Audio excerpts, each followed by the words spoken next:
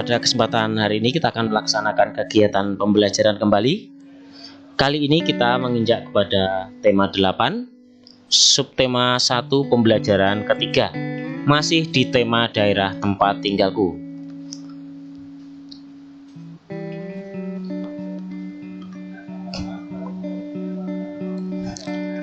Hai teman-teman, namaku Dayu. Aku dan keluargaku berasal dari Bali. Saat di Bali, aku tinggal di daerah Tabanan. Bagaimana kondisi lingkungan tempat tinggalku? Ayo, kita cari tahu. Bali sangatlah terkenal hingga di luar negeri sebagai ikon pariwisata di Indonesia. Bali memiliki potensi wisata seperti wisata alam, wisata seni dan budaya. Provinsi Bali terbagi atas 8 kabupaten dan 1 daerah kota. Tabanan merupakan salah satu kabupaten di Provinsi Bali. Wilayah Kabupaten Tabanan didominasi oleh pegunungan dan pantai. Selain itu, Tabanan terkenal sebagai penghasil beras dan sayuran. Mayoritas penduduknya bermata pencarian sebagai petani. Namun, penduduk yang tinggal di pantai bermata pencarian sebagai nelayan. Keadaan alam suatu tempat mempengaruhi mata pencarian penduduknya. Ayo, kita cari tahu lebih lanjut. Lingkungan mempengaruhi mata pencarian penduduk di suatu daerah. Mata pencarian penduduk di suatu daerah berbeda dengan daerah yang lain. Mata pencarian penduduk di daerah pesisir pantai berbeda dengan penduduk di daerah dataran rendah maupun di dataran tinggi. Simak penjelasan berikut. 1. Penduduk di daerah pantai bermata pencarian sebagai nelayan, petani tambak, pedagang, petani garam, dan perajin. 2. Penduduk di dataran rendah bermata pencarian sebagai buruh, petani, pedagang, dan peternak. 3. Penduduk di daerah dataran tinggi bermata pencarian sebagai petani, peternak, pedagang, dan pekerja perkebunan, misalnya teh, kopi, dan cengkeh. Selain itu, penduduk yang tinggal di desa juga memiliki mata pencarian yang berbeda dengan penduduk di kota. Penduduk di desa lebih banyak bermata pencarian sebagai petani, peternak, perajin, pedagang, buruh tani, dan perkebunan. Sedangkan penduduk di kota bermata pencarian sebagai pekerja desa, pegawai bank, konsultan, pengacara, dan supir, karyawan, pedagang, dan buruh pabrik. Nah, yuk kita diskusikan. Tuliskan hasil dan tempat pada tempat yang disediakan. Mengapa mata pencarian penduduk berbeda sesuai dengan lingkungan tempat hidupnya? Karena kekayaan alam setiap daerah itu berbeda-beda. Mengapa penduduk di desa dan di kota memiliki mata pencarian yang berbeda? Penduduk di desa lebih banyak memanfaatkan lahan yang tersedia untuk bekerja sebagai petani. Sedangkan penduduk di kota lebih banyak bekerja sebagai pekerja jasa karena banyak sektor yang berkembang di kota. Apa perbedaan petani di daerah dataran rendah dan petani di daerah dataran tinggi? Perbedaan terdapat pada jenis tanaman yang ditanam. Di daerah dataran rendah biasanya menanam padi dan palawija. Sedangkan petani di dataran tinggi menanam sayuran mulai dari kol, wortel, bawang hingga kubis. Apa yang dimaksud dengan pekerja jasa? Sebutkan. Pekerja jasa adalah orang yang bekerja sesuai dengan keahlian yang dimiliki. Contohnya guru, dokter, penjahit, hingga pengacara. Nah, ayo kita mengamati. Buatlah kelompok, pilih teman yang tempat tinggalnya dekat dengan rumahmu. Amati keadaan lingkungan tempat tinggalmu. Apakah termasuk lingkungan kota atau desa atau pesisir atau pegunungan? Amati pula penduduk di lingkungan sekitar tempat tinggalmu. Kemudian catatlah mata pencarian penduduk di lingkungan sekitarmu. Buat laporan sederhana berdasarkan hasil pengamatanmu. Coba buat seperti pada contoh berikut ya. Nanti kumpulkan hasilmu kepada gurumu. Nah, hasil pengamatan, nama, kelas, alamat tempat tinggalnya, nama daerah tempat tinggal dituliskan, kemudian tempat tinggalku termasuk daerah mana, pantai, dataran rendah atau dataran tinggi, dipilih tuliskan, kemudian mata pencariannya, kemudian transportasi penduduk di lingkungan tempat tinggalmu, keseniannya seperti apa saja, tuliskan, kemudian nanti laporkan. Nah, saat libur sekolah, Bayu dan keluarganya berlibur ke rumah nenek. Rumah nenek Dayu berada di Banjar Bukit Catu, Candi Kuning, Batu Riti, Tabanan, Bali.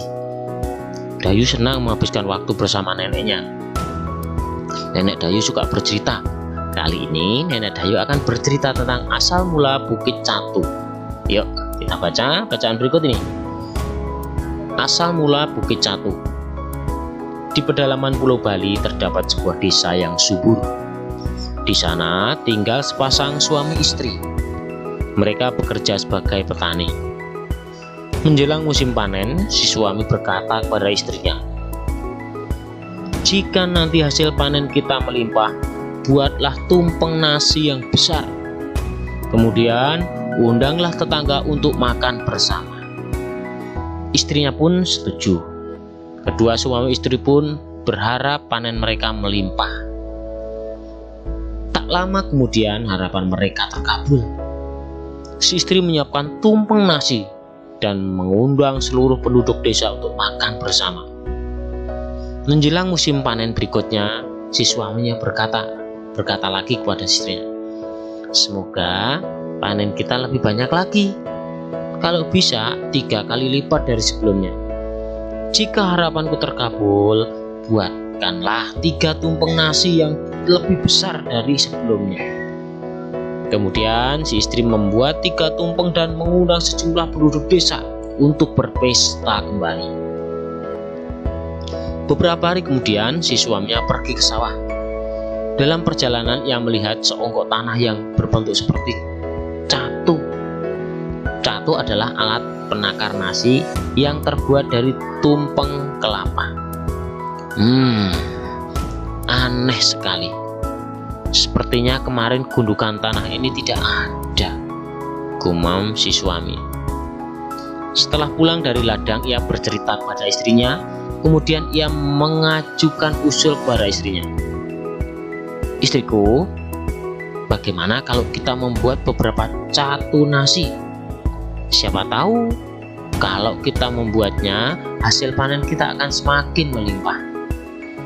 Sejak saat itu, si istri rajin membuat catu nasi.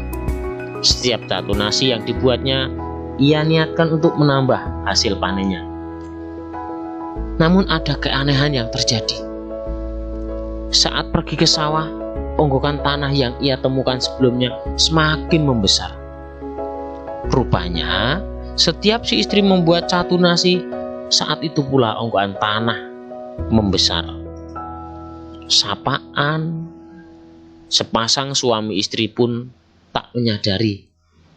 Bahkan si istri membuat catu nasi yang lebih besar setiap hari. Lama-kelamaan onggokan tanah itu berubah menjadi sebuah bukit. Setelah si petani dan istrinya berhenti membuat catu nasi, onggokan tanah itu pun juga berhenti membesar. Sejak saat itu, onggokan tanah itu disebut dengan Bukit Catu.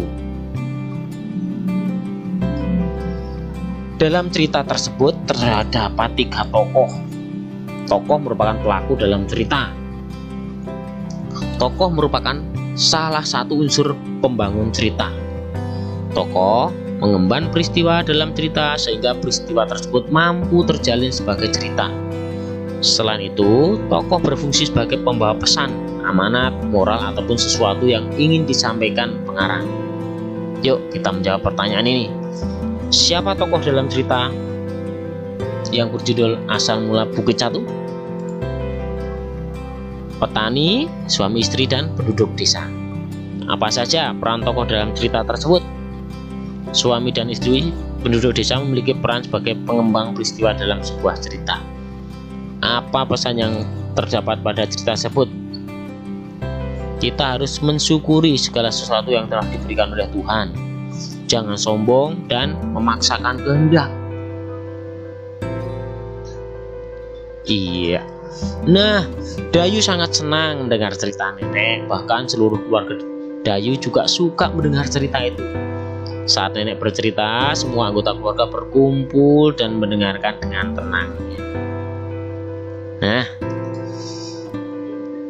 setelah kalian mengamati gambar tadi, keragaman apa yang terdapat pada gambar? Suku, budaya, warna kulit, kemudian ras, dan lain sebagainya. Iya. Keragaman berarti bermacam-macam atau berjenis-jenis.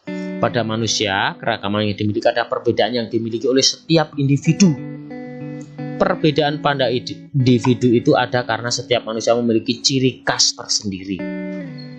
Dengan demikian, keragaman karakteristik individu berarti perbedaan ciri-ciri khusus pada setiap manusia.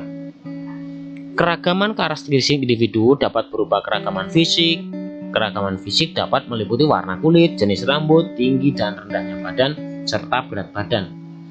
Selain keragaman fisik, juga terdapat keragaman yang lain. Nah, yuk kita amati keragaman yang ada di lingkungan keluargamu. Mungkin dari rambut, warna kulit, atau tinggi badan, atau berat badan, atau apa. Misalnya ayah, warna kulitnya apa, jenis rambutnya apa, Ika lurus atau apa, tinggi badannya seperti apa. Ibu, kakakmu, adikmu, kamu sendiri. Tuliskan di situ. Tuliskan kesimpulannya dari hasil pengamatan. Selamat mencoba dan amatilah orang tuamu, kakakmu, dan adikmu. Nah, apa yang telah kamu pelajari hari ini? Dalam keluargamu pasti terdapat keragaman. Bagaimana keluargamu menyikapi keragaman yang ada? Jelaskan alasannya. Lakukan wawancara kepada orang tuamu. Tanyakan mengenai cerita rakyat yang ada di daerahmu. Tuliskan cerita itu dalam buku tugas. Bacakan hasilnya di depan teman-temanmu. Terima kasih sudah belajar bersama Bapak. Jangan lupa untuk like, subscribe, bagikan, dan beri komen. Kita tetap belajar bersama. Salam sehat selalu.